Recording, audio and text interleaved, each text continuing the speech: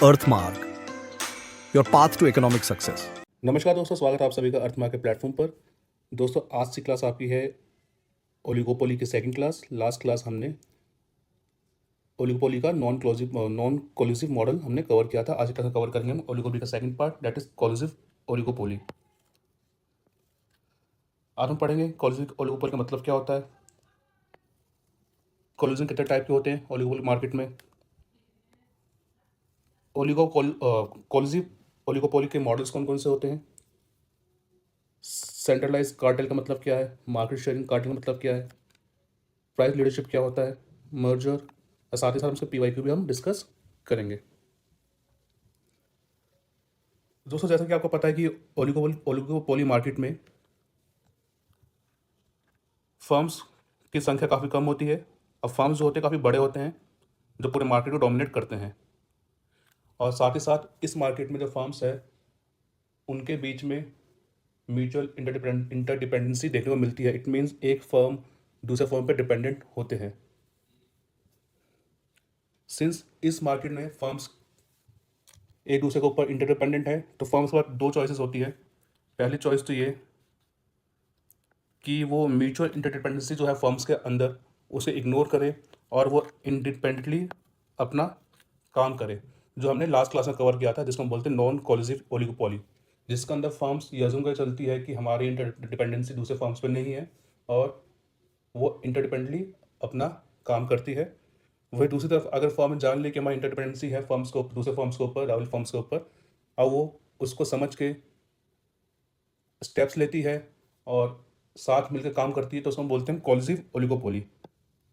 तो basically firms के पास oligopoly market के अंदर दो चॉइसेस होते हैं, या तो वो नॉन कोलिजन को फॉलो करे और इंडिपेंडेंटली अपना काम करे, डिसीजंस ले, या फिर वो इंटरडिपेंडेंसी को वो रिकॉग्नाइज कर ले और वो साथ मिलके काम करे, इसको बोलते हैं कोलिसिव ओलिगोपोली। तो आज की क्लास आपकी है कोलिसिव ओलिगोपोली का ऊपर, जहाँ पे फर्म्स अपनी इंटरडिपेंडेंसी जो है उसको रिकॉग्नाइज करती है और वो साथ मिलकर काम करने की इच्छा जाहिर करती है। तो पहला आपका है आज का टॉपिक, कोलिसिव ओलिगोपोली का मतलब क्या है। कोलिसिव ओलिगोपोली का मतलब है एक ऐसा अरेंजमेंट जहाँ पे फर्म्स होती है मार्केट के अंदर, जो फर्म्स है जो ऑपरेट कर रही है, वो फॉर्मली या इनफॉर्मली एक साथ मिलके काम करे और एग्रीमेंट बना ले रिगार्डिंग कि प्राइस कैसे फिक्स होगा मार्केट के अंदर, आउटपुट शेयरिंग कैसे होगा, प्रॉफिट शेयरिंग कैसे होगा, उससे रिगार्डिंग एग्रीमेंट बना ले और साथ मिलकर काम करे, ताकि मार्केट में कॉम्पिटिशन जो है उसको वो कम कर सके। तो बेसिकली कोलिसिव ओलिगोपोली का मतलब ये हुआ एक ऐसा सिस्टम है जहाँ पे सारे फर्म्स होते हैं मार्केट के अंदर, वो फॉर्मली या इनफॉर्मली एग्रीमेंट करते हैं regarding price, output sharing and profit sharing, ताकि मार्केट के अंदर कंपटीशन कम हो जाए और मार्केट स्टेबल रहे। तो इसको बोलते हैं कोलिसिव ओलिगोपोली। कोलिसिव ओलिगोपोली का पर्पस क्या होता है, सब फर्म्स साथ में काम करें, उसका पर्पस क्या है। पहला तो ये कि वो सब फर्म्स मिलकर अपना जो प्रॉफिट, टोटल प्रॉफिट जो है इंडस्ट्री का, उसको मैक्सिमाइज करना चाहे, उसको इंक्रीज करना चाहे, तब जाके फर्म कोलिजन करती है। प्राइस वॉर से बचने के लिए कोलिजन करती है। जब फर्म सारे एक साथ मिलकर काम करे, एग्रीमेंट कर ले प्राइस कैसे डिसाइड होगा, तो इस केस में प्राइस वॉर की सिचुएशन अराइज नहीं होती। तो प्राइस वॉर से बचने के लिए लोग फर्म्स कोलिजन की तरफ जाते हैं। कोलिजन या फिर कोलिसिव ओलिगोपोली आपका मार्केट में स्टेबिलिटी इंश्योर करता है। जहाँ आप देखा नॉन कोलिसिव मार्केट में, लास्ट क्लास में नॉन कोलिसिव ओलिगोपोली के मार्केट में जहाँ पे सारे फर्म इंडिपेंडेंटली एक्ट कर रहे थे, तो वहाँ पे प्राइस वॉर की सिचुएशन आ गई थी। प्राइस वॉर की सिचुएशन का मतलब ये हुआ कि एक फर्म जो प्राइस सेट करती थी, दूसरे फर्म उसको अंडरकट करके उससे कम प्राइस सेट करती थी, तो ये सिचुएशन चलता रहता था, जो कि कोलिसिव ओलिगोपोली के केस में देखने को नहीं मिलता। क्यों? क्योंकि इस केस में सारे फर्म्स एग्रीमेंट कर लेते हैं रिगार्डिंग प्राइस और इससे प्राइस वॉर की सिचुएशन अराइज नहीं होती। साथ ही साथ ये मार्केट में स्टेबिलिटी इंश्योर करता है। तो कोलिजन के केस में क्या क्या एक्टिविटीज प्रैक्टिस देखने को मिलती है। पहली तो ये है कि प्राइस फिक्सिंग, फर्म्स जो एग्रीमेंट करती है वो कॉमन प्राइस पे आ जाती है कि एक प्राइस हम सेट कर लेते हैं जिससे हम सामान बेचेंगे, ताकि प्राइस वॉर या अंडर कटिंग देखने को ना मिले। मार्केट शेयरिंग की बात होती है कि कौन सी फर्म कितना मार्केट रखेगी, कौन सी फर्म कितना आउटपुट मार्केट में सेल आउट करेगी, आउटपुट कोऑर्डिनेशन देखने को मिलता है। तो ये आपकी सारी कॉमन प्रैक्टिस है कोलिजन ओलिगोपोली के अंदर। कोलिसिव ओलिगोपोली का प्राइम एग्जांपल आपका है आज के टाइम पे ओपेक। ओलिगोपोली या फिर कोलिजिव ओलिगोपोली के अंदर कोलिजन कितने टाइप के होते हैं? ये बेसिकली 3 टाइप के होते हैं, देखने को मिलते हैं। पहला आपका एक्सप्लिसिट कोलिजन, दूसरा आपका इम्प्लिसिट, तीसरा आपका कार्टेल। ये 3 टाइप के कोलिजन देखने को मिलते हैं ओलिगोपोली मार्केट के अंदर। एक्सप्लिसिट को हम ओवर्ट कोलिजन भी बोलते हैं। इसका मतलब होता है कि जो फर्म्स है मार्केट के अंदर वो एक ओपन एग्रीमेंट कर लेती है अबाउट प्राइस, मार्केट डिवीजन और आउटपुट। जब फर्म्स मार्केट के अंदर एक साथ मिलकर काम करती है और एग्रीमेंट जो होता है वो ओपन होता है, डायरेक्ट होता है, या फिर क्या आपका एग्रीमेंट आपका रिटर्न फॉर्म में होता है, उस केस को हम बोलते हैं एक्सप्लिसिट कोल्यूजन। तो बेसिकली एक्सप्लिसिट कोल्यूजन मतलब ये हुआ जब फर्म्स अपना एग्रीमेंट करती है रिटर्न फॉर्म में या वर्बल फॉर्म में, तो उसको हम बोलते हैं एक्सप्लिसिट कोल्यूजन, जिसके अंदर फर्म्स एग्री करती है रिगार्डिंग प्राइस, आउटपुट और market division. For example, 2 soft drink companies है, उन्होंने एग्री किया कि वो अपना सॉफ्ट ड्रिंक जो है वो 40 रुपये पर बॉटल से नीचे नहीं बेचेंगे। तो ये आपका हो गया एक्सप्लिसिट कोल्यूजन का एग्जाम्पल। अगर आप है इम्प्लिसिट कोल्यूजन, जिसको टैक्सिट कोल्यूजन भी बोलते हैं, इसके अंदर क्या होता है कि फर्म्स कोई एग्रीमेंट साइन नहीं करती है। जो मार्केट में फर्म्स होती है वो एग्रीमेंट साइन नहीं करती है, जैसे कि एक्सप्लिसिट कोल्यूजन में देखा गया था, वहाँ पे एग्रीमेंट साइन होता है regarding price, output, market sharing. Implicit collusion के अंदर फर्म्स के द्वारा एग्रीमेंट साइन नहीं किया जाता, बट फर्म एक दूसरे के बिहेवियर को ऑब्जर्व करती है और उसको फॉलो करती है। फॉर एग्जांपल, एयरलाइन इंडस्ट्री के अंदर अगर एक एयरलाइन ने अपने फेस बढ़ा दिए फ्लाइट के, तो दूसरे एयरलाइंस भी उसको फॉलो करती है, वो अपने फेस बढ़ा देती है विदाउट फॉर्मल डिस्कशन। मतलब एक फर्म ने अपने प्राइस बढ़ा दी है तो दूसरे फर्म ने भी उसको देख कर अपने प्राइस बढ़ा दिए, जबकि उन दोनों के बीच ऐसा कोई एग्रीमेंट था ही नहीं। तो बिना एग्रीमेंट के, बिना कोई रिटर्न एग्रीमेंट के या बिना कोई एग्रीमेंट के जब फर्म्स एक दूसरे का बिहेवियर को देख के अपने डिसीजन चेंज करती है, उसको बोलते हैं इम्प्लिसिट कोल्यूजन। तो आपने देखा एक्सप्लिसिट कोल्यूजन मतलब क्या हुआ, जिस केस में फर्म्स एग्रीमेंट साइन करती है। एग्रीमेंट आपका वर्बल हो सकता है या रिटर्न फॉर्म में हो सकता है। एग्रीमेंट किसके रिगार्डिंग होता है? एग्रीमेंट होता है आपको रिगार्डिंग प्राइस की, प्राइस कितना रहेगा मार्केट में, आउटपुट कौन सा फर्म कितना आउटपुट प्रोड्यूस करेगा, और मार्केट डिवीजन कैसा रहेगा, उससे रिगार्डिंग एग्रीमेंट साइन किया जाता है। एक्सप्लिसिट कोल्यूजन के केस में, इम्प्लिसिट कोल्यूजन के केस में, जिसको टैसिट कोल्यूजन भी बोलते हैं, इस केस में फर्म्स एग्रीमेंट साइन नहीं करती है, बट फर्म एक दूसरे के बिहेवियर को कॉपी करती है। जैसे कि आपको बताया गया एग्जांपल के थ्रू, एयरलाइन इंडस्ट्री के एग्जांपल के थ्रू, जब एक एयरलाइन अपने फेयर बढ़ा देती है, तो फर्म दूसरे फर्म से या दूसरे एयरलाइंस भी उसको देखा देखी अपने फेयर बढ़ा देती है विदाउट अ फॉर्मल एग्रीमेंट। तो इसको बोलते हैं इम्प्लिसिट या टैसिट कोल्यूशन। नेक्स्ट आपका है कार्टेल। कार्टेल में क्या होता है बेसिकली, इस फॉर्म कोल्यूशन के अंदर क्या देखा जाता है कि सारे फर्म्स मिलकर एक एसोसिएशन बनाते हैं। उस एसोसिएशन का काम होता है कि वो मेंबर्स फर्म्स के लिए या मेंबर्स कंपनीज के लिए प्राइस डिटरमाइन करेगी, क्या प्राइस रहेगा, किस प्राइस में मेंबर्स कंपनी सेल करेगी, आउटपुट कौन कितना आउटपुट सेल करेगा, कितना शेयर है पर फर्म का, वो डिटरमाइन करता है आपका association. Joint decision making body होती है एसोसिएशन, और एसोसिएशन का काम होता है कि जितने मेंबर फर्म्स हैं उस कोल्यूजन में या उस कार्टेल में, वो सबका हित ध्यान रख के डिसीजन ले, ना किसी एक फर्म का हित ध्यान रख के डिसीजन ले। इसके अंदर जो मेंबर्स होते हैं, मेंबर्स फर्म होता है, उसकी स्ट्रिक्ट मॉनिटरिंग भी वो एसोसिएशन करता है। तो कार्टेल आपका एक्सप्लिसिट कोल्यूशन से कैसा लगा है? एक्सप्लिसिट कोल्यूशन के अंदर क्या हो रहा है कि सारे फर्म्स मिलकर एक एग्रीमेंट साइन कर रहे हैं। एग्रीमेंट के द्वारा वो प्राइस, आउटपुट और मार्केट शेयरिंग की बात कर रहे हैं। बट कार्टेल केस में क्या हो रहा है, सारे फर्म्स मिलकर एक एसोसिएशन बना लिया, एक एसोसिएशन बनाया, एक सेंट्रलाइज बॉडी बना ली। उस बॉडी का काम है, उस एसोसिएशन का काम है कि वो प्राइस डिटरमाइन करेगी, किस प्राइस पे मेंबर्स फर्म्स अपना आउटपुट सेल करेगी, आउटपुट डिवीजन कैसा रहेगा, वो उस एसोसिएशन का काम होता है। तो बेसिकली कार्टेल जो होता है वो काफ़ी स्ट्रक्चर होता है, उसका स्ट्रक्चर काफ़ी बेहतर होता है as compared to other form of collusion, जो कि आपका एक्सप्लिसिट है या फिर इम्प्लिसिट हो। इसका एग्जांपल है, कार्टेल का बेस्ट एग्जांपल आपका ओपेक है, organisation of petroleum exporting countries. OPEC का मतलब फुल फॉर्म है organisation of petroleum exporting countries. ये जो कार्टेल जो है ये ऑयल प्रोडक्शन को कंट्रोल करता है वर्ल्ड वाइड। ओपेक आपका प्राइम एग्जांपल है कोलिजिव ओलिगोपोली का या फिर कहे कार्टेल का। तो अभी तक हमने देखा कोलिजन 3 टाइप के होते हैं ओलिगोपोली मार्केट के अंदर।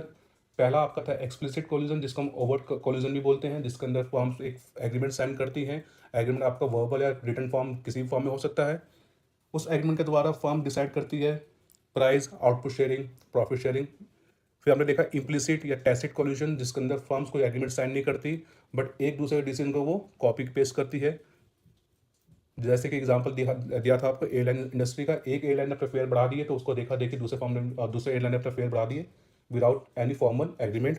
तीसरा आपका था कार्टेल। कार्टेल के अंदर क्या होता है, सारे फर्म्स मिलकर एक एसोसिएशन बनाते हैं। एसोसिएशन का काम होता है कि वो जितने भी मेंबर फर्म्स है, मेंबर कंपनीज या मेंबर फर्म्स जो है, सबके बिहाफ पे डिसीजन ले। एग्रीमेंट होता है, मतलब कि एसोसिएशन का काम होता है कि वो प्राइस डिसाइड करे हर फर्म के लिए, हर फर्म को हित में ध्यान में रखते हुए प्राइस डिसाइड करे, आउटपुट शेयरिंग डिसाइड करे। और वो स्ट्रिक्ट मॉनिटरिंग करता है मेंबर्स फर्म का कि मेंबर फर्म जो कार्टेल द्वारा प्राइस या आउटपुट डिसाइड किया गया है उसको स्ट्रिक्टली फॉलो कर रहे हैं कि नहीं कर रहे, उसकी मॉनिटरिंग भी वो एसोसिएशन करता है। कार्टेल जो आपका होता है काफ़ी मोर स्ट्रक्चर्ड होता है as compared to other form of association, other forms of collusion that is explicit और इम्प्लिसिट। कार्टेल का बेस्ट एग्जांपल आपका ओपेक है। OPEC stand for organisation of petroleum exporting countries. ये वर्ल्ड वाइड ऑयल प्रोडक्शन और उसके प्राइस को ही control करता है, ये एसोसिएशन या फिर ये कार्टेल। अब हम बात करते हैं कोलिजिव ओलिगोपोली के मॉडल्स की। कोलिजिव ओलिगोपोली को स्टडी करने के लिए दो मॉडल्स हमारे पास है। पहला है कार्टेल का मॉडल है, दूसरा आपका प्राइस लीडरशिप मॉडल है। कोलिजिव ओलिगोपोली को स्टडी करने के लिए दो मॉडल्स है, एक आपका कार्टेल है, दूसरा आपका प्राइस लीडरशिप मॉडल है। और कार्टेल को फर्दर हम दो पार्ट में डिवाइड कर सकते हैं। पहला आपका है परफेक्ट या जॉइंट प्रॉफिट मैक्सिमाइजिंग कार्टेल और दूसरा आपका है मार्केट शेयरिंग कार्टेल। उसी प्रकार प्राइस लीडरशिप को आप तीन पार्ट में डिवाइड कर सकते हैं। पहला है डोमिनेंट फर्म प्राइस लीडरशिप, दूसरा आपका low cost firm price leadership, तीसरा आपका बैरोमेट्रिक लीडरशिप। तो बेसिकली कोलिजिव ओलिगोपोली मॉडल्स के अंदर दो प्राइम मॉडल्स हैं, एक कार्टेल है, दूसरा का प्राइस लीडरशिप है। कार्टेल को आपने फर्दर दो पार्ट से डिवाइड किया, पहला आपका परफेक्ट कार्टेल है, दूसरा आपका मार्केट शेयरिंग कार्टेल है। इसी प्रकार आपने प्राइस लीडरशिप को तीन पार्ट से डिवाइड किया, पहला आपका डोमिनेंट फर्म लीडरशिप है, दूसरा आपका लो कॉस्ट फर्म लीडरशिप है, देन आपका है बैरोमेट्रिक लीडरशिप। इन सारे मॉडल्स को हम वन बाय वन स्टडी करेंगे। पहले बात करते हैं कार्टेल। कार्टेल क्या होता है, जैसा अभी आपको उससे पहले बताया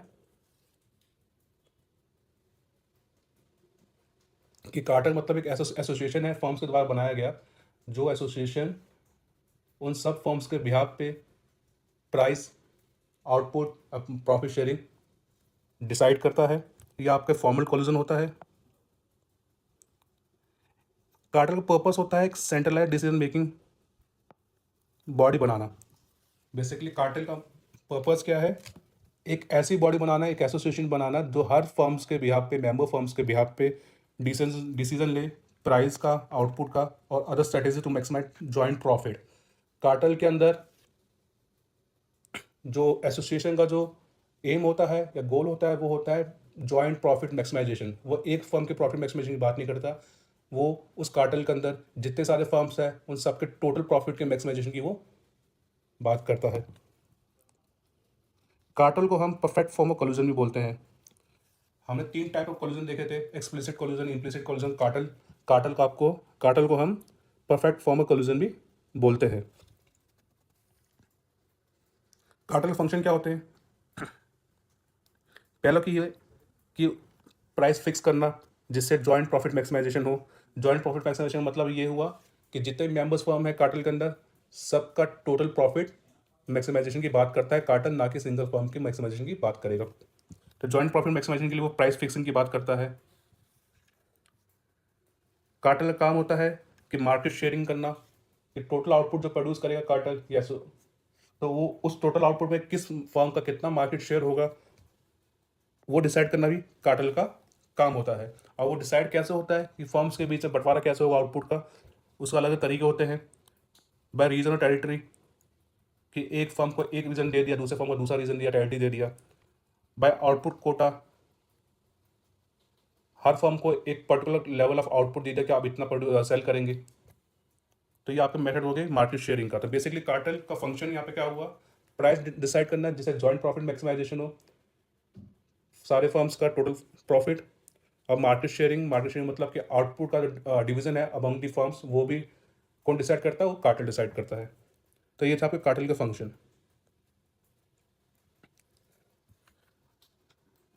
कार्टल को हमने दो पार्ट से डिवाइड किया on the basis of their function. Cartel के दो फंक्शन थे। पहला फंक्शन ये कि प्रॉफिट मैक्सिमाइज करने के लिए, जॉइंट प्रॉफिट मैक्सिमाइज करने के लिए कार्टल का काम था कि उनको प्राइस फिक्स करना जिससे जॉइंट प्रॉफिट मैक्सिमाइजेशन हो, और दूसरा काम था उसका मार्केट शेयरिंग का। तो बेसिकली कार्टल को हमने दो फर्दर पार्ट डिवाइड किया। पहला आपका पार्ट है परफेक्ट कार्टल, जिसको हम बोलते हैं जॉइंट प्रॉफिट मैक्सिमाइजेशन कार्टल, या फिर सेंट्रलाइज कार्टल भी बोलते हैं इसको। दूसरा आपका है मार्केट शेयरिंग कार्टल। तो कार्टल को फर्दर हमने दो पार्ट से डिवाइड किया। पहला आपका है perfect cartel, joint profit cartel भी बोलते हैं जिसको, और सेंट्रलाइज कार्टल भी बोलते हैं। दूसरा आपका है मार्केट शेयरिंग कार्टल। हम बात करते हैं परफेक्ट कार्टल और फिर या फिर सेंट्रलाइज कार्टल का मतलब क्या है। एक कार्टल को परफेक्ट कार्टल या सेंट्रलाइज कार्टल तब कहा जाएगा जब फर्म अपॉइंट करेगी एक ऐसी एजेंसी जिसके पास ये सारे पावर हो।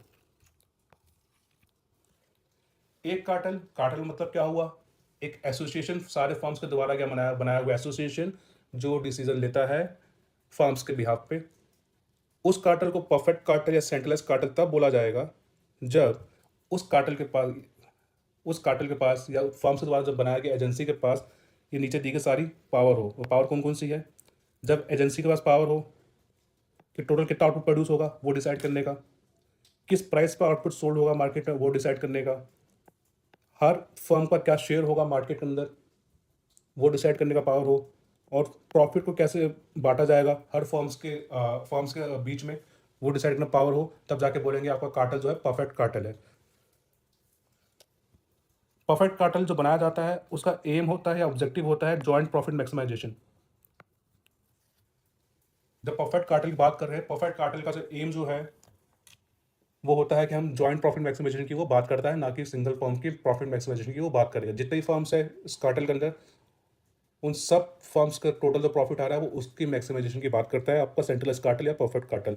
अब हम समझते हैं सेंट्रलाइज कार्टल के एग्जाम्पल के थ्रू कि जब एक कार्टल बनाया जाता है, सेंट्रलाइज कार्टल बनाया जाता है जिसके अंदर एम होता है कार्टल का या एजेंसी का, जो एजेंसी बनाई जा रही है फर्म्स के द्वारा सेंट्रल एजेंसी, उसका एम होता है जॉइंट प्रॉफिट मैक्सिमाइजेशन। उसका मॉडल हम समझने की कोशिश करते हैं इस ग्राफ के थ्रू। अज्यूम करते हैं कि यहाँ पे सिर्फ दो फर्म्स है कार्टल के अंदर, फर्म ए और फर्म बी। तो यहाँ पे सिर्फ दो फर्म्स है, फर्म ए और firm B. Cartel central agency का एम क्या है, उसका एम है joint profit maximisation. It means firm A और फर्म बी दोनों फर्म्स का टोटल जो प्रॉफिट है उसका मैक्सिमाइजेशन करने का एम है या ऑब्जेक्टिव है कार्टल का यहाँ पे। तो यहाँ पे सबसे पहले इंडस्ट्री इक्विलिब्रियम कहाँ निकलेगा। इंडस्ट्री इक्विलिब्रियम उस पॉइंट पर निकलेगा जहाँ पे इंडस्ट्री का एमआर इक्वल टू होगा इंडस्ट्री के एमसी से। तो यहाँ पे ध्यान दीजिएगा ये इंडस्ट्री का ग्राफ है, ये मार्केट डिमांड कर्व है, एआर कर्व, इससे कॉरस्पॉन्डिंग आपका एमआर कर्व आ गया, ये आपका एमआर कर्व है। सिंस मार्केट में से दो फर्म्स है, फर्म ए और बी, तो इंडस्ट्री का मार्जिनल कॉस्ट जो होगा वो फर्म ए और फर्म बी का मार्जिनल कॉस्ट का सम होगा। तो ये आपका एमसी है इंडस्ट्री का, जो कि समेशन है MC of firm A and MC of firm B.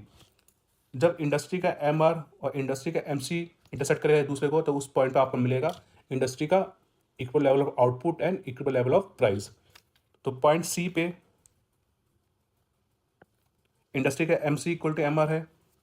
इस पॉइंट पे आउटपुट जो है इंडस्ट्री का वो ओ क्यू है, ये आपका आउटपुट है, और प्राइस जो है वो ओ पी है, तो ये आपका प्राइस आ गया इंडस्ट्री का। तो इसके थ्रू इंडस्ट्री के एम आर एम सी के थ्रू इंडस्ट्री का profit maximisation level of output and price निकल के आ गया। अब अगला टास्क आपका ये है कि दोनों फर्म्स इस आउटपुट का कितना शेयर प्रोड्यूस करेंगे वो आपको फाइंड आउट करना है। सिंस अब दो फर्म है, फर्म ए और फर्म बी, पॉइंट सी आपका इक्विवेलेंट पॉइंट है इंडस्ट्री का, जहाँ पे इंडस्ट्री का M R equal to M C है। तो इस पॉइंट पे जो एम आर निकल के आ गया, पॉइंट सी पे जो एम आर आ रहा है, पॉइंट सी पे जो एम आर है वो equivalent level of M R है आपका। जब आप हर फर्म के एम सी को इस एम आर से इक्वेट कर देंगे तो आपको मिल जाएगा हर फर्म का आउटपुट लेवल। यहाँ पे ध्यान से देखिए ग्राफ पे, ये फर्म ए का ग्राफ है, पॉइंट सी पे इंडस्ट्री का equal level of M R आ गया। इसी एम आर को मैंने यहाँ पे सेट कर दिया फर्म ए के ग्राफ पे, सेम लेवल एम आर है। ये एम आर जो है, ये लाइन जो है इंटरसेक्ट कर रही है एम सी को, पॉइंट सी ए पे आउटपुट क्यू ए आ रहा है। तो it means firm A output produce करेगा Q A. In the same way इसी एम आर पे तो फर्म बी का आउट एम सी जो इंटरसेक्ट कर रहा है पॉइंट सी बी पे इंटरसेक्ट कर रहा है, तो फर्म बी का आउटपुट आ गया क्यू बी आ गया, तो फर्म बी का आउटपुट कितना हो गया क्यू बी हो गया। तो बेसिकली हर फर्म का आउटपुट कैसे निकलेगा, उसके लिए आपको इंडस्ट्री का इक्वल लेवल तो एम आर जो है उसको इक्वेट करना है फर्म के एम सी से, और उससे आपको हर फर्म का आउटपुट लेवल देखने को मिलेगा। तो टोटल आउटपुट था इंडस्ट्री का ओ क्यू था, फर्म ए प्रोड्यूस कर रही है O Q A, firm B produce कर रही है O Q B. Total output क्या हो गया यहाँ पे ओ क्यू ए प्लस में ओ क्यू बी, ये आपका हो गया टोटल आउटपुट। अब फर्म का आउटपुट कैसे निकला, ईच फर्म का यहाँ पे आउटपुट निकलेगा by equating the equivalent level of industry M R and each firm M C, उससे आपको मिलेगा हर फर्म का आउटपुट लेवल। तो टोटल आउटपुट आपका यहाँ पे आ गया O Q, that is summation of O Q one that is output produce by firm A and O Q B that is output produce by firm B. अब हम बात करते हैं कि किसी कार्टेल का सक्सेस होना किस कंडीशन पे डिपेंड करता है। जब फर्म्स मिलकर कार्टेल बनाती है, एसोसिएशन या सेंट्रल एजेंसी बनाती है जो उनके बिहाफ पे डिसीजन लेती है, वो कब सक्सेसफुल होता है उसके कुछ कंडीशंस है। पहली कंडीशन तो ये है एग्रीमेंट एंड डिसिप्लिन। जो सेंट्रल एजेंसी ने जो डिसीजन ले लिया, डिसीजन रिगार्डिंग प्राइस और आउटपुट शेयरिंग, सेंट्रल एजेंसी ने डिसीजन ले लिया कि ये प्राइस पे आउटपुट सेल करना है, इतना आउटपुट हर ईच फर्म को सेल आउट करना है। अगर मेंबर्स फर्म उस पर एग्री होती है और उससे स्टिक करती है उस डिसीजन से, तब जाके आपका कार्टेल सक्सेस होगा। दूसरा ये large potential benefit for corporation. अगर फर्म को लगता है कि मेरा कार्टेल का पार्ट बनने से, अगर फर्म के कार्टेल का पार्ट बनने से फर्म का जो प्रॉफिट है वो ज़्यादा होगा एज कम्पेयर टू उसको अकेले के प्रॉफिट से, तब फर्म मेंटेन करेगी आपके कार्टेल के डिसिप्लिन को। इट मीन्स जब फर्म को लगेगा कि उसका कार्टेल का पार्ट बनने से उसका जो प्रॉफिट है वो ज़्यादा है एज कम्पेयर टू प्रॉफिट जब वो अकेले काम करे, उस केस में फर्म्स जो है वो कार्टेल के द्वारा बनाए गए एग्रीमेंट पे स्टिक करेगा, तब जाके आपका ये कार्टेल सक्सेस होगा। तीसरा आपका inelastic total demand. For a successful cartel the product demand must be price inelastic.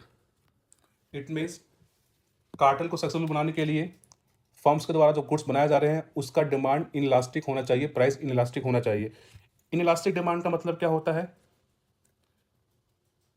कि प्राइस राइज होने के बाद भी टोटल रेवेन्यू जो है फर्म का वो बढ़ रहा हो। अगर आपने टोटल एक्सपेंडिचर मेथड पढ़ा है प्राइस इलास्टिक डिमांड का, तो आपको ये बात क्लियर हुई होगी कि इलास्टिक डिमांड का मतलब है कि जब प्राइस बढ़े उसके बावजूद भी टोटल रेवेन्यू जो है फर्म का वो बढ़े, उसको हम बोलते हैं इलास्टिक डिमांड।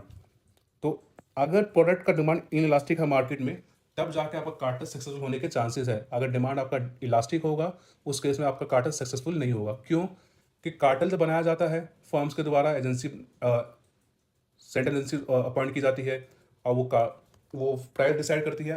तो प्राइस डिसाइड करती है और वो प्राइस आपका यूजली ज़्यादा देखने को मिलता है as compared to normal situation. तो जब प्राइस ज़्यादा है, प्राइस बढ़ा हुआ देखने को मिलता है कार्टेल के द्वारा, तो उस केस में अगर प्रोडक्ट की डिमांड आपकी इलास्टिक होगी तो प्राइस बढ़ाने से डिमांड आपका टोटल रेवेन्यू जो फर्म का वो या कार्टेल का वो कम हो जाएगा। इस वजह से कहा जाता है कि कार्टेल तभी सक्सेसफुल होगा जब प्रोडक्ट की डिमांड जो है मार्केट में वो इलास्टिक हो। अदरवाइज इलास्टिक केस में प्रोडक्ट की डिमांड इलास्टिक होगी तो कार्टेल आपका सक्सेसफुल नहीं होगा। लास्ट जो कंडीशन है कि कार्टेल जब बनाया जा रहा है फर्म्स के द्वारा, तो उन फर्म्स का टोटल मार्केट शेयर जो है ग्लोबल सप्लाई में उस गुड का अच्छा खासा होना चाहिए। It means cartel must control large proportion of world supply to be effectively manipulate price and prevent entry of new non members. जब तक कार्टेल का ग्लोबल सप्लाई में एक लार्ज प्रोपोर्शन लार्ज कंट्रोल नहीं होगा, तब तक कार्टेल आपका सक्सेसफुल नहीं होगा। तो यहाँ पे हम आपको दो केस देंगे। पहला केस तो है ओपेक, जो कि एक सक्सेसफुल कार्टेल माना गया है। ओपेक क्या है आपका? Organisation of petroleum exporting countries. Basically initially 1960 में 5 कंट्री ने मिलकर, ऑयल प्रोड्यूसिंग कंट्री ने मिलकर एक कार्टेल बनाया था जिसको ओपेक का नाम दिया गया था। बाद में कंट्रीज ऐड ऑन होती गई, निकलती गई। तो इनिशियली 5 कंट्री से मिलकर 1960 में कार्टेल बनाया था ऑयल प्रोड्यूसिंग कंट्रीज ने, इसका नाम दिया था OPEC, organisation of petroleum exporting countries. ये आपका कार्टेल सक्सेसफुल क्यों रहा? पहली बात तो ये, जो कंट्रीज थी 5 कंट्रीज जो आई थी इनिशियली, उनका ग्लोबल सप्लाई जो था ऑयल रिजर्व में बहुत ज़्यादा था, लार्ज शेयर था, तो ये वाली कंडीशन फुलफिल होगी आपकी, फोर्थ वन। दूसरा कंडीशन ये कि ऑयल जो था, ऑयल की डिमांड जो है मार्केट में इनइलास्टिक है शॉर्ट टर्म के अंदर, तभी जाके आपका ओपेक का जो कार्टेल था वो सक्सेसफुल देखने को मिला था। क्यों? क्योंकि पहली बात तो ये कि ऑयल का डिमांड जो है वो इनइलास्टिक है शॉर्ट टर्म के अंदर मार्केट के अंदर। दूसरी बात ये है कि ऑयल जो कार्टेल बनाया गया फर्म्स के द्वारा, उन फर्म्स का टोटल डिमांड, टोटल सप्लाई में काफ़ी लार्ज शेयर था। इस वजह से आपको ओपेक जो है वो सक्सेसफुल रहा। 1970 में ओपेक मोनोपोली की तरह काम कर रहा था, मतलब एक ओपेक एक ऐसा ऑर्गेनाइजेशन बन गया था ऑयल प्रोड्यूसिंग कंट्रीज में, जो बहुत बड़ा शेयर होल्ड करता था ऑयल रिजर्व्स का, और वो प्राइस अपने हिसाब से बढ़ा रहा था। तो ओपेक आप एक सक्सेसफुल कार्टेल की तरह देखा जाता है। ये दूसरा एग्जाम्पल उसी तरफ आपका है सीपेक का, जिसको हम बोलते हैं फील्ड कार्टेल। सीपेक आपका है, फुल फॉर्म है इसका inter governmental council of copper exporting countries.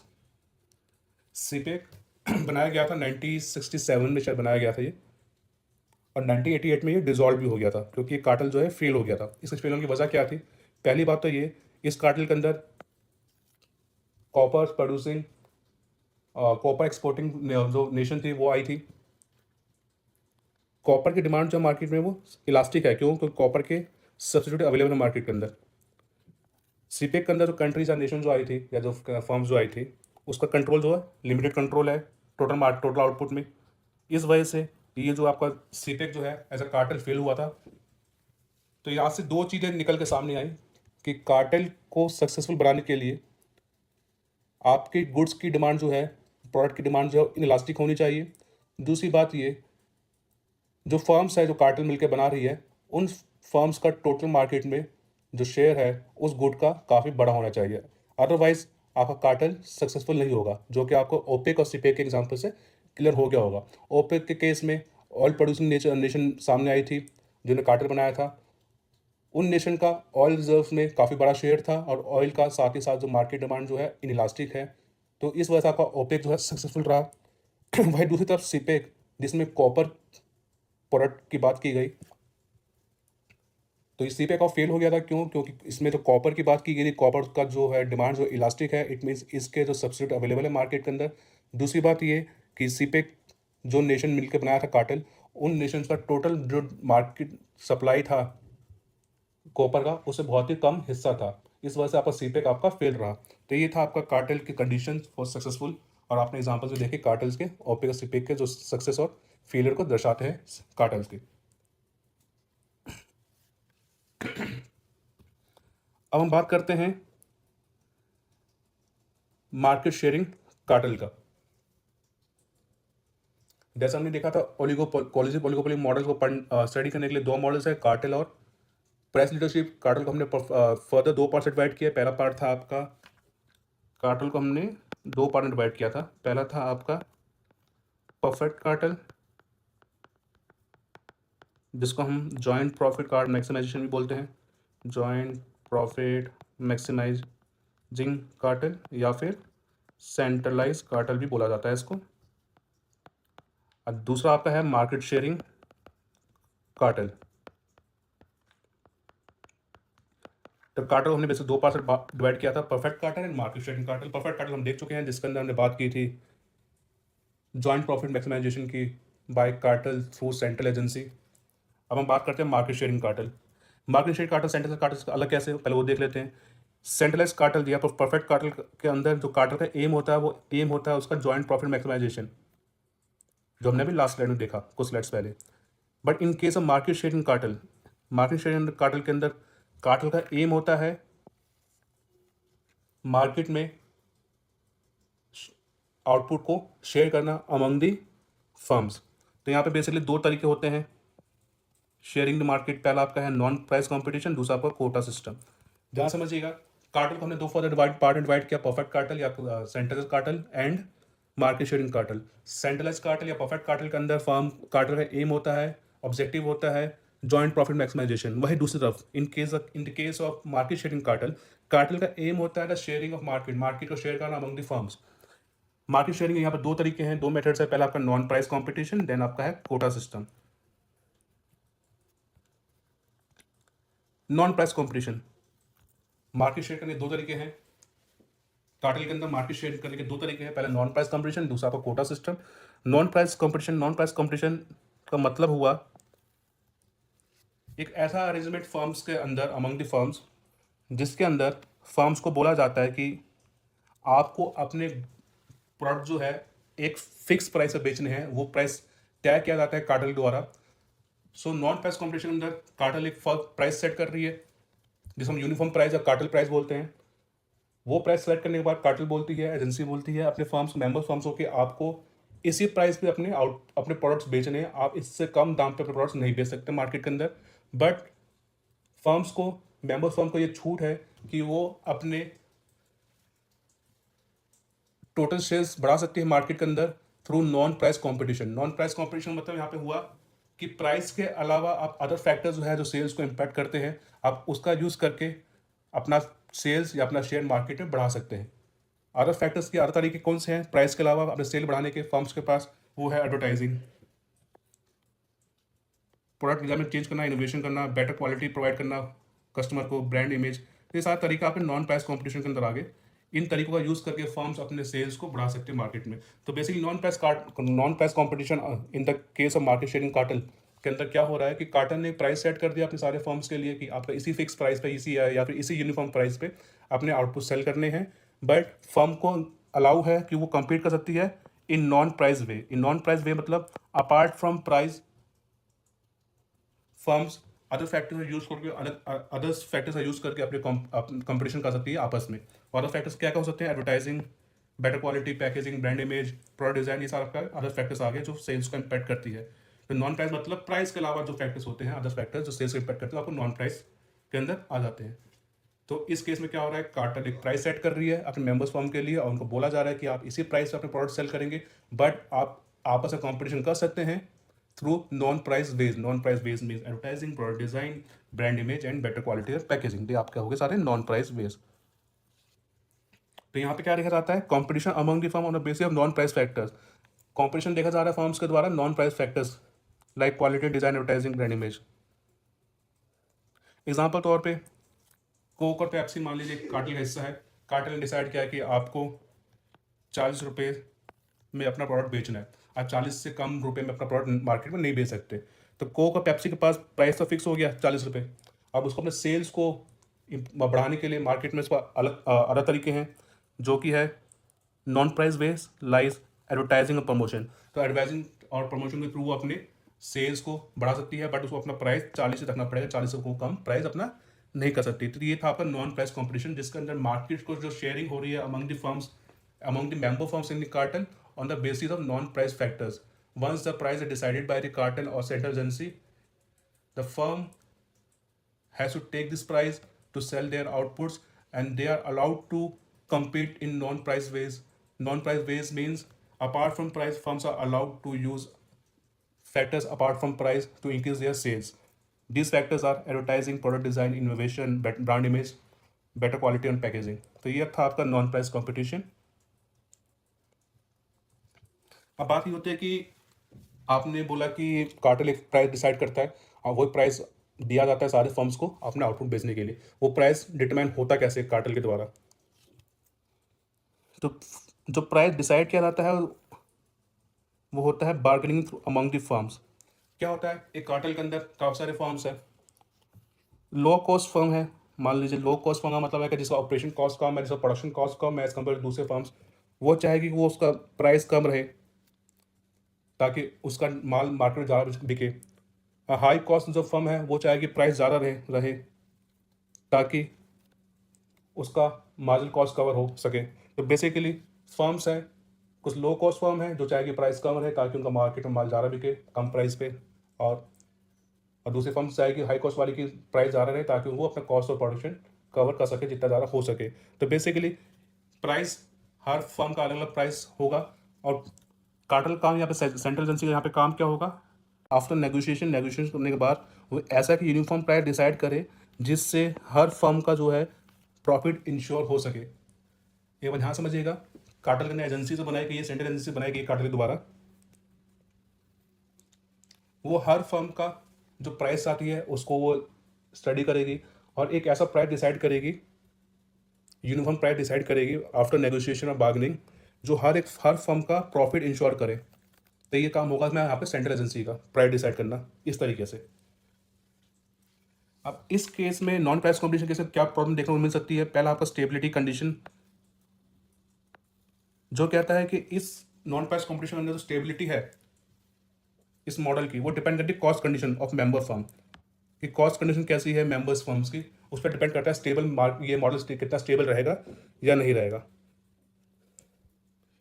इसमें यह भी दिक्कत आ सकती है कि अगर कोई फर्म चीटिंग करे और टैग किए गए कीमत से कम दाम पे मार्केट सामान बेचे, तब जाके आपका ये कार्टेल ब्रेक हो सकता है, जिसके कारण मार्केट में प्राइस वॉर की सिचुएशन आएगी और ब्रेक डाउन ऑफ कार्टेल देखने को मिलेगा। तो ये आपका था नॉन प्राइस कंपटीशन। अब हम बात कर रहे हैं कोटा सिस्टम की, market sharing through quota system. अभी पहले हमने देखा मार्केट शेयरिंग कार्टेल में पहला मेथड इसका नॉन प्राइस कंपटीशन, जिसके अंदर हमने देखा कि फर्म कार्टेल के द्वारा प्राइस डिसाइड कर दिया जा रहा है और उसी प्राइस पे सभी फर्म्स को बोला जा रहा है कि अपने प्रोडक्ट बेचे, बट फर्म को इजाज़त है कि वो कंपटीशन कर सकती है among themselves by through non price competition and non price ways. Yeah, it means apart from price they can use any kind of factor through which they can increase their sales. तो ये था आपका non price competition. हम बात कर रहे हैं market sharing या कोटा सिस्टम की, जिसके अंदर फर्म्स जो होती है, मेंबर फर्म होती है, वो आउटपुट कोटा डिसाइड कर दिया जाता है कार्टेल द्वारा, वो उस पर एग्री कर जाती है कार्टेल प्राइस पे। ध्यान समझिएगा, पहले कोटा सिस्टम के अंदर कार्टेल ने या जो सेंट्रल एजेंसी ने जो बनाया गया है फर्म्स के द्वारा, उसने प्राइस डिसाइड किया है कि ये प्राइस रहेगा। प्राइस डिसाइड करने के बाद वो आउटपुट का कोटा भी डिसाइड कर रही है कि कितना कौन सा फर्म कितना आउटपुट पर सेल करेगी मार्केट के अंदर, ये काम भी कार्टेल ही कर रही है। तो इस केस में आपका जो आउटपुट जो है हर फर्म का वो प्री डिसाइडेड है, पहले से डिसाइडेड है। प्राइस तो डिसाइड करता ही किया ही था कार्टेल ने, अब साथ ही साथ उसने इस केस में आउटपुट भी डिसाइड कर दिया हर फर्म का। और हर फर्म का आउटपुट या फिर कहे कि कोटा, हर फर्म का कोटा डिसाइड कैसे होगा, इसके तरीके यहाँ नीचे दिए गए हैं। पहला तो ये है कि अगर हर फर्म का कॉस्ट स्ट्रक्चर सेम है, आइडेंटिकल है, तो फर्म्स के बीच में शेयर जो होगा वो इक्वली डिवाइड होगा।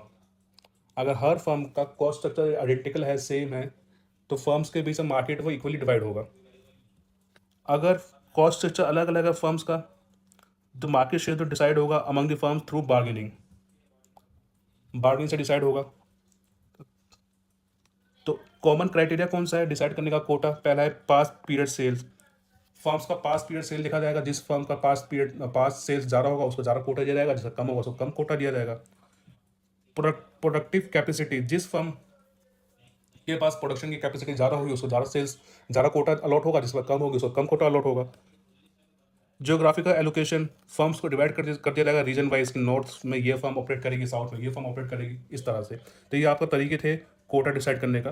ये क्विकली रिवाइज करते हैं इसको कि इसमें कोटा सिस्टम था क्या। कोटा सिस्टम में ये था कि कार्टेल ने प्राइस डिसाइड किया, साथ ही साथ उसने हर फर्म का आउटपुट कोटा भी डिटरमाइन किया, डिसाइड किया कि हर फर्म इस प्राइस पे कितना आउटपुट सेल करेगी मार्केट के अंदर। और वो कोटा डिसाइड कैसे होगा? वो कोटा डिसाइड होगा डिफरेंट क्राइटेरिया बेसिस पे। पहला आपका पास्ट पीरियड सेल, जिस फर्म का पास्ट में सेल्स ज़्यादा है उसको ज़्यादा शेयर दिया जाएगा, जिसका कम है उसको कम शेयर अलॉट होगा, कोटा अलॉट होगा। दूसरा है प्रोडक्टिव कैपेसिटी, जिस फर्म का प्रोडक्शन कैपेसिटी ज़्यादा है उसको ज़्यादा सेल मिलेगी, जिसको कम है उसको कम कोटा मिलेगा। तीसरा आपका जियोग्राफिकल एलोकेशन, एरिया के हिसाब से या रीजन के हिसाब से यहाँ पे फर्म्स को बांट दिया जाएगा। तो ये आपका था quota system.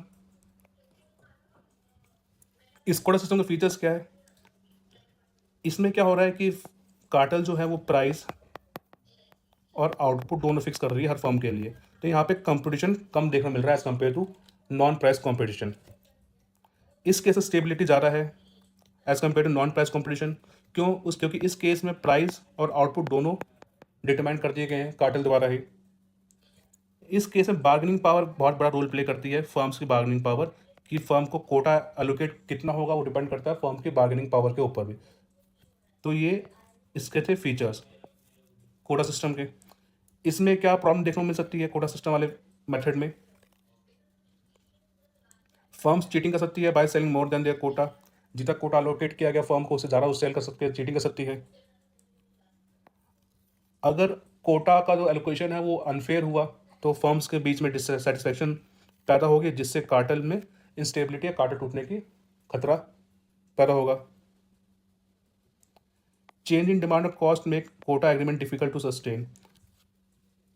Change in demand और कॉस्ट सेक्टर में चेंज आ रहा है, फर्म का डिमांड, मार्केट डिमांड में चेंज आ रहा है, जिसके कारण कोटा एग्रीमेंट जो है डिफिकल्ट होता है सस्टेन करने में। तो ये था आपके कुछ features and problems of quota system. तो अभी तक हमने देखा cartel, collusive oligopoly market study करने के लिए आपके पास दो मेथड थे। पहला था आपका कार्टेल, दूसरा आपका था प्राइस लीडरशिप। कार्टेल को फर्दर हमने डिवाइड किया दो पार्ट्स में। पहला था आपका परफेक्ट कार्टेल या फिर जॉइंट प्रॉफिट मैक्सिमाइजेशन कार्टेल या फिर सेंट्रलाइज कार्टेल। दूसरा आपका था market sharing cartel. Perfect cartel या सेंट्रलाइज कार्टेल या फिर कहीं जॉइंट प्रॉफिट मैक्सिमाइजेशन कार्टेल के अंदर जो कार्टेल का एम होता है, जो कार्टेल बनाया जाता है फर्म्स के द्वारा, उनका एम होता है joint profit maximisation of the industry. दूसरी तरफ आपका मार्केट शेयरिंग कार्टेल था। मार्केट शेयरिंग कार्टेल का एम होता है, ऑब्जेक्टिव होता है कार्टेल का कि मार्केट में sharing of market among the member firms जो है कार्टेल के, उनके बीच में मार्केट को शेयर करना। मार्केट शेयरिंग यहाँ पर दो तरीके हैं। पहला नॉन प्राइस कॉम्पिटिशन था। नॉन प्राइस कॉम्पिटिशन में क्या होता है, कार्टेल अपना प्राइस सेट कर लेता है, मिनिमम प्राइस, वही उसी प्राइस पे सारे मेंबर्स फर्म को अपने आउटपुट सेल करने होते हैं। बट फर्म के पास एक छूट होती है कि वो नॉन प्राइस कंपटीशन के द्वारा आपस में कम्पीट कर सकते हैं और अपने सेल्स को बढ़ा सकते हैं। नॉन प्राइस कंपटीशन मतलब क्या हुआ, वो सारे फैक्टर्स अपार्ट फ्रॉम प्राइस जो किसी फर्म के आउटपुट के सेल्स को इम्पैक्ट करते हैं। For example advertising, innovation, product quality, brand image, ये आपके एग्जांपल हो गए नॉन प्राइस कंपटीशन के। फिर हमने देखा market sharing through quota system. इसके अंदर क्या होता है कि कार्टेल प्राइस के साथ साथ हर फर्म के आउटपुट या हर फर्म का आउटपुट कोटा डिटरमाइन करती है और फर्म को बोला जाता है कि जो प्राइस डिसाइड किया गया कार्टेल द्वारा, जो आउटपुट लेवल डिसाइड किया गया हर फर्म का कार्टेल द्वारा, वो उसी पे ऑपरेट करेगा। तो ये था आपका कार्टेल का ओलिगोपोली मॉडल सिस्टम। अब हम आगे बढ़ते हैं। अब हम बात करते हैं प्राइस लीडरशिप की। जैसे कि आपको पता है कि कोलिजिव ओलिगोपोली मॉडल के अंदर दो तरीके हैं, दो मॉडल्स है, कार्टेल का एक, प्राइस लीडरशिप। कार्टेल में कवर कर चुके हैं। अब हम बात करते हैं प्राइस लीडरशिप की। प्राइस लीडरशिप में क्या होता है कि कोलिजिव ओलिगोपोली के अंदर एक फर्म जो होता है जो मार्केट में प्राइस सेट करता है और बाकी सारे फर्म्स उस प्राइस को फॉलो करती हैं। तो प्राइस लीडरशिप के केस में क्या हो रहा है, जो मेंबर फर्म्स है, जो फर्म्स जो है ओलिगोपोली मार्केट के अंदर, उसमें कोई एक फर्म जो है वो प्राइस डिसाइड कर रहा है और उसी प्राइस को बाकी सारे फर्म्स फॉलो कर रही है। ऐसा करने से यहाँ पे प्राइस वॉर देखने को नहीं मिलता। प्राइस वॉर का मतलब क्या होता है, सिंपली प्राइस वॉर का मतलब होता है जब एक फर्म अपना प्राइस सेट करती है तो दूसरा फर्म उससे कम प्राइस सेट करके मार्केट में आती है, उसका देखा देखी फिर पहली फर्म फिर से प्राइस सेट करती है अपना उससे कम। तो बेसिकली यहाँ पे प्राइस वॉर देखने को मिलता है फर्म्स के द्वारा कि बाबा प्राइस में चेंजेस देखने को मिलते हैं। बट प्राइस लीडरशिप के केस में ये चीज़ देखने को नहीं मिलती, क्योंकि इस केस में एक फर्म जो है वो प्राइस सेट करती है, बाकी सारे फर्म उसको फॉलो करते हैं।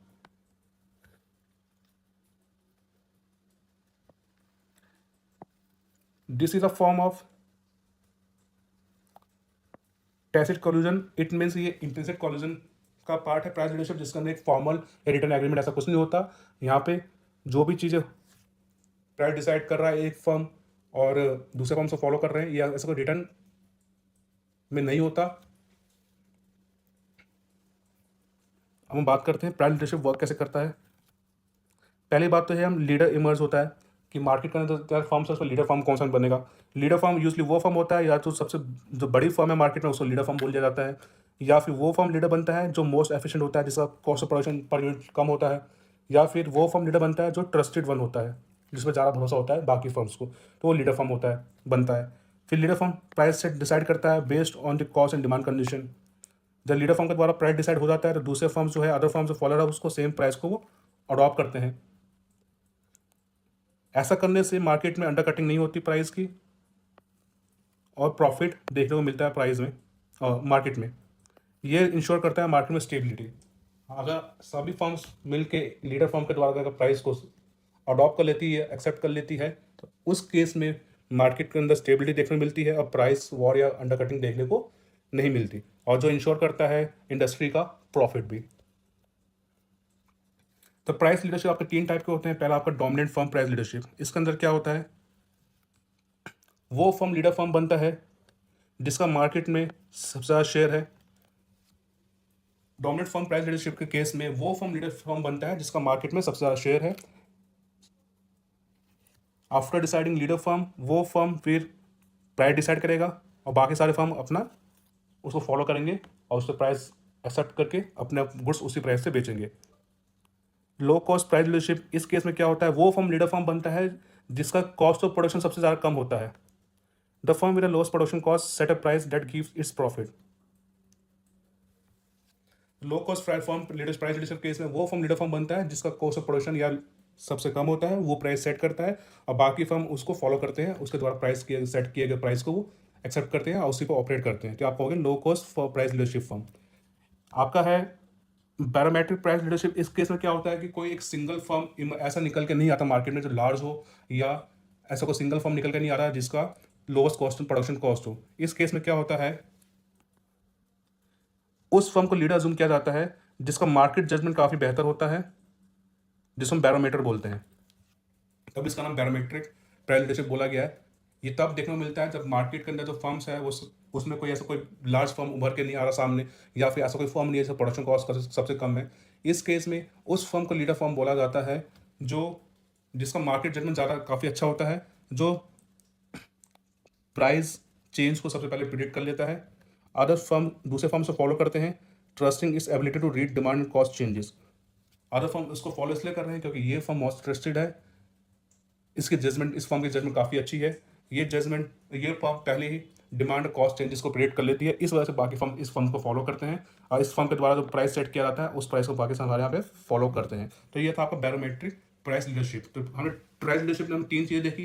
पहला था आपका dominant price leadership, dominant firm price leadership, जिस केस में क्या था कि उस फर्म को प्राइस लीडर फर्म बोला जाता है जिसका मार्केट शेयर सबसे ज़्यादा होता है, और उसी फर्म के द्वारा जो प्राइस सेट किया गया बाकी सारे फर्म उस प्राइस को एक्सेप्ट करते हैं, अडॉप्ट कर लेते हैं। दूसरा आपका था low cost firm price leadership. इस केस में क्या होता है, उस फर्म को लीडर बोला जाता है जिस फर्म का प्रोडक्शन कॉस्ट सबसे कम होता है, उस फर्म के द्वारा प्राइस जो सेट किया जाता है उसी प्राइस को बाकी सारे फर्म फॉलो करते हैं। देन आपका बैरोमेट्रिक प्राइस लीडरशिप था। इस केस में क्या होता है कि कोई भी एक ऐसा सिंगल फर्म लार्ज फर्म या लो कॉस्ट फर्म की तरह उभर के सामने नहीं आता। इस केस में लीडर फर्म उस फर्म को बोला जाता है जिसकी मार्केट जजमेंट सबसे अच्छी होती है, जो मार्केट को बेहतर तरीके से समझता है। तो उसी फर्म के द्वारा जो प्राइस सेट किया जाता है वही प्राइस बाकी सारे फर्म से फॉलो करते हैं। तो ये आपके 3 टाइप थे प्राइस लीडरशिप के, dominant firm price leadership, low cost firm price leadership and barometric price leadership. अब सवाल पैदा होता है कि फर्म्स प्राइस लीडरशिप का यूज़ क्यों करती है। ऐसा क्यों होता है कि एक फर्म के द्वारा किया प्राइस सेट किया गया, प्राइस सेट जब एक फर्म द्वारा प्राइस किया गया सेट दूसरे फर्म्स फॉलो करते हैं। पहला बात कि ऐसा करने से प्राइस वॉर अवॉइड होता है, अनसर्टेनिटी कम होती है और लॉन्ग टर्म प्लानिंग को हेल्प करता है।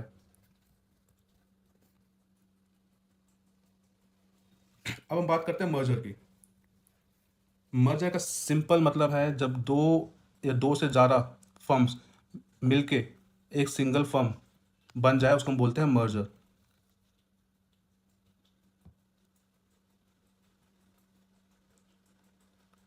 ओलिगोपोली के अंदर क्या होता है, जब ओलिगोपोली फॉर्म मार्केट के अंदर जब फर्म्स कार्टेल ना बना पाए या प्राइस लीडरशिप फॉलो ना कर सके, उस केस में वो मर्जर की तरफ वो जाते हैं। मर्जर मतलब दो या दो से ज़्यादा फर्म जब एक साथ एक सिंगल फर्म में बदल जाए, या दो से ज़्यादा फर्म कंबाइन होकर सिंगल फर्म बन जाए, उसको बोलते हैं मर्जर। ओलिगोपोली मार्केट के अंदर जब फर्म्स कार्टेल को नहीं बना पाती या फिर प्राइस लीडरशिप फॉलो नहीं कर पाती, तो उस केस में वो यूजली मर्जर की तरफ जाते हैं। मर्जर आपको 3 टाइप का होगा। पहला आपका हॉरिजॉन्टल मर्जर। इसमें क्या होता है, जब दो फर्म्स या दो से ज़्यादा फर्म्स सेम गुड्स प्रोड्यूस कर रहे हैं सेम मार्केट के अंदर मिल जाए तो उसको हम बोलते हैं हॉरिजॉन्टल मर्जर। हॉरिजॉन्टल मर्जर मतलब same firm A, firm B, firm C, same firm product X produce करती है सेम मार्केट के अंदर, जब तीनों मिल जाए एक नया फर्म बन जाए, एक सिंगल फर्म बन जाए, उसको बोलेंगे horizontal merger. Example 2 cement company merging, 2 cement company merge हो जाए तो आपको हो गया हॉरिजॉन्टल मर्जर हो गया। अगला आपका है वर्टिकल मर्जर। इसमें क्या होता है, when 2 firms at different stage of production और सप्लाई चेन मर्ज। जब 2 firm different stage of production पे जो है वो एक साथ मर्ज हो जाए तो उसको बोलते हैं वर्टिकल मर्जर। देख सकते हैं आप, मान लीजिए फर्म ए है, फर्म बी है। फर्म ए आपका स्टील प्रोड्यूस करती है, स्टील मैन्युफैक्चरिंग फर्म है। फर्म बी आपका कार मैन्युफैक्चरिंग फर्म है। जब फर्म ए और फर्म बी मिल जाए, दोनों अब मिलकर नया एक सिंगल फर्म बन जाए तो इसको बोलेंगे वर्टिकल मर्जर। इस केस में क्या हो रहा है, फर्म है आपका अलग गुड्स प्रोड्यूस कर रही है, फर्म भी आपका अलग गुड्स प्रोड्यूस कर रही है, बट एक बार हम देख सकते हैं फर्म ए जो गुड्स प्रोड्यूस कर रही है उसका यूज आपका फर्म बी में हो रहा है, तभी जाके यहाँ पे मर्जर देखने को मिल रहा है। So when two firms at different stage of production और सप्लाई चेन मर्ज, उसको बोलते हैं वर्टिकल मर्जर। एग्जांपल भाई, steel manufacture merging with car company. ये दो तरह का देखने को मिलता है, एक अपस्ट्रीम इंटीग्रेशन, एक डाउनस्ट्रीम इंटीग्रेशन। अपस्ट्रीम इंटीग्रेशन मतलब नीचे से ऊपर, द प्रोडक्शन प्रोसेस में नीचे से ऊपर मर्जिंग देखने को मिले वो उसको बोलते हैं अपस्ट्रीम। नीचे से ऊपर मतलब इनपुट सप्लायर ने आउटपुट मैन्युफैक्चर के साथ मर्जिंग होगी तो आपको बोलेंगे upstream. Firm merge with inputs upstream. उसके बाद डाउनस्ट्रीम इंटीग्रेशन, जब फर्म मर्ज करती है अपने डिस्ट्रीब्यूटर के साथ तो उसको बोलते हैं हम डाउनस्ट्रीम इंटीग्रेशन। तो आपको दो फॉर्म थे वर्टिकल मर्जर के, एक अपस्ट्रीम एक डाउनस्ट्रीम। अगला आपका है कंग्लोमेरेट मर्जर। इस केस में क्या होता है, जब दो या दो से ज़्यादा फर्म्स आपस में मिलती है लेकिन जब वो दोनों फर्म अलग अलग इंडस्ट्री से हो तो उसको बोलते हैं कंग्लोमेरेट। इट मीन्स जब दो या दो से ज़्यादा फर्म अलग अलग इंडस्ट्री के से आते हैं, मिलते हैं, नई फर्म बनाते हैं, उसको बोलते हैं कॉन्ग्लोमेरेट। ये या तो ना तो हॉरिजॉन्टल होता है ना ये वर्टिकल होता है। एग्जांपल तौर पे एक फूड कंपनी मर्ज कर रही है एक इलेक्ट्रॉनिक कंपनी के साथ। फूड कंपनी एक अलग इंडस्ट्री है, इलेक्ट्रॉनिक कंपनी एक अलग इंडस्ट्री से आ रहा है, तो दोनों मिलके मर्जिंग कर रहे हैं, नई कंपनी बना रहे हैं, उसको बोलते हैं कंग्लोमेरेट। इसके पीछे करने का मकसद क्या होता है, मोटिव क्या होता है, नए मार्केट में एक्सपेंड करना, नए प्रोडक्ट लाइन ऐड करना, इन्वेस्टमेंट करना। तो बेसिकली हॉरिजॉन्टल मर्जर क्या हुआ, same industry same product merging हो गई जिससे कंपटीशन कम हो गया। वर्टिकल मर्जर क्या हुआ, डिफरेंट स्टेज ऑफ प्रोडक्शन में हमने मर्जिंग कर ली फर्म्स की। कॉन्ग्लोमेरेट में क्या हो रहा है, डिफरेंट इंडस्ट्री से आए हुए फर्म्स को हम आपस में मिला के एक नई फर्म बना रहे हैं, वो आपका हो गया कॉन्ग्लोमेरेट हो गया। तो ये आपका मर्जर था जो ओलिगोपोली के अंदर देखा जाता है। मर्जर तब परफॉर्म किया जाता है फर्म्स के द्वारा ओलिगोपोली मार्केट के अंदर जब वो फर्म कार्टेल बनाने में असमर्थ हो या प्राइस लीडरशिप फॉलो करने में इच्छुक ना हो, तब जाके वो मर्जर की तरफ वो रुख अपना अपनाती है। अभी तक हमने जितने भी मॉडल्स पढ़े ओलिगोपोली में उसको यहाँ पे एक फ्लो चार्ट रूप में दर्शाया गया है। हमने लास्ट क्लास में पढ़ा था हमने डिओपोली का मॉडल, जिसका हमने देखा था कुर्नो, बर्ट्रेन, एजवर्ड, स्टेकलर मॉडल। डिओपोली का मॉडल के अंदर आपके दो फर्म्स होते हैं मार्केट में से ओलिगोपोली मार्केट के अंदर। ये आपके सारे मॉडल जो है ये नॉन कोलिजिव ओलिगोपोली के अंदर आते हैं। इसके साथ साथ हमने दो मॉडल्स और पढ़े थे, तो चैम्बरलिन का मॉडल जो था और स्वीजी का किंग डिमांड का मॉडल था वो आपका नॉन कोलिजिव मॉडल्स के अंदर आ गया। ये हमने लास्ट क्लास में हमने ये कवर किया था सब कुछ। फिर आज हमने कवर किया कोलिजिव मॉडल जिसके अंदर हमने देखा है कार्टल। कार्टल हम दो पार्ट्स में डिवाइड किया था, एक आपका था परफेक्ट कार्टल, एक आपका मार्केट शेयरिंग था। मार्केट शेयरिंग हमने दो पार्ट्स में डिवाइड किया, नॉन प्राइस कॉम्पिटिशन आपका, फिर आपका था कोटा था। अब प्राइस लीडरशिप हमने तीन पार्ट में डिवाइड किया, तीन टाइप्स थे इसके, डोमिनेट वाला फर्म वाला, एक लो कॉस्ट वाला और एक आपका था बैरोमेट्रिक वाला। तो ये था पूरा आपका ओलिगोपोली का मार्केट स्ट्रक्चर थ्रू मॉडल जो हमने अभी तक डिस्कस किया हमने दो क्लास के अंदर। लास्ट क्लास में कोलिजिव मॉडल, हमने नॉन क्लोजिव मॉडल देखा था यहाँ से यहाँ तक। इस क्लास में हमने कोलिजिव मॉडल हमने कवर किया है। इसके साथ आपकी आज की क्लास खत्म होती है। अब हम उसके पीआई को डिस्कस करते हैं।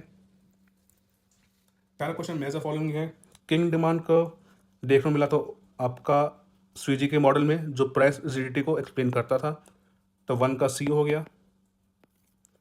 मोनोपोलिस्ट कंपटीशन बात करता है एक्सेस कैपेसिटी की, ये हमने अपनी क्लास में पढ़ चुके हैं मोनोपोलिस्ट कंपटीशन वाली क्लास में, तो 2 का डी हो गया। प्राइस लीडरशिप हमने आज की क्लास में पढ़ा, ये ओलिगोपोली का पार्ट है, तो 3 का बी हो गया। ग्रुप इक्विलिब्रियम ये हमने पढ़ा था मोनोपोलिस्टिक कंपटीशन के अंदर, क्योंकि मोनोपोलिस्टिक कंपटीशन हमने देखा था चैम्बरलिन ने एक नया कॉन्सेप्ट दिया था ग्रुप का, इंडस्ट्री से हटकर उन्होंने एक ग्रुप का कॉन्सेप्ट दिया था, ग्रुप इक्विलिब्रियम की उन्होंने बात की थी। तो आपका आ गया ग्रुप इक्विलिब्रियम 4 का ए। तो 1 का सी, 2 का डी, 3 का बी, 4 का ए, तो option A is the correct answer.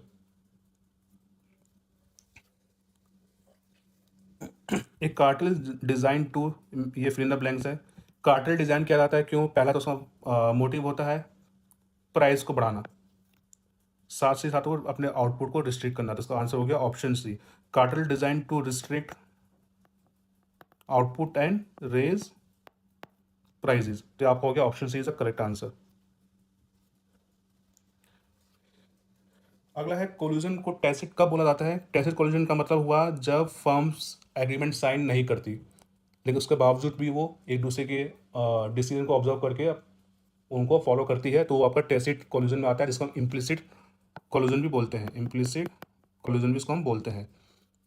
तो collusion tacit when firms do not document their agreement and collude, वो एग्रीमेंट डॉक्यूमेंट नहीं करती देन उसके बाद भी कोल्यूड करती है थ्रू ऑब्जर्वेशंस। तो आपका option C is the correct answer.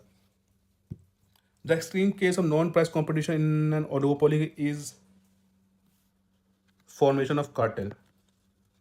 Non price competition in oligopoly is formation cartel. कार्टेल के द्वारा मार्केट शेयरिंग।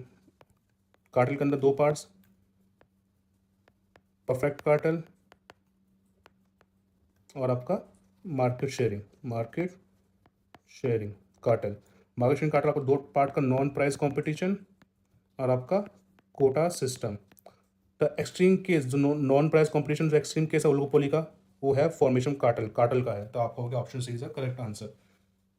तो ये थे 4 क्वेश्चन आपके एग्जाम में लिखे गए थे इस टॉपिक से। इसी के साथ आपका ओलिगोपोली का सेकंड पार्ट था कोलिजिव ओलिगोपोली, वो खत्म हुआ। नॉन कोलिजिव ओलिगोपोली हम लास्ट क्लास में कवर कर चुके थे। ओलिगोपोली का आपका नेक्स्ट टॉपिक जो है गेम थ्योरी वाला, वो हम नेक्स्ट क्लास में कवर करेंगे। तो इसी साथ मिलते हैं आपसे नेक्स्ट क्लास में। धन्यवाद।